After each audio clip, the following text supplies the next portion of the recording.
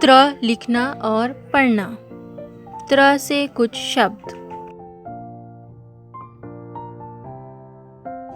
त्रिकोण यानी ट्रायंगल या मुसल्लस। त्रिभुज यानी मुसल्लस या ट्रायंगल।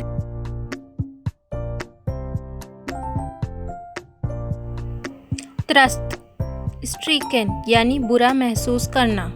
त्रासदी यानी ट्रेजेडी यानी बुरा हादसा। त्र लिखने का तरीका।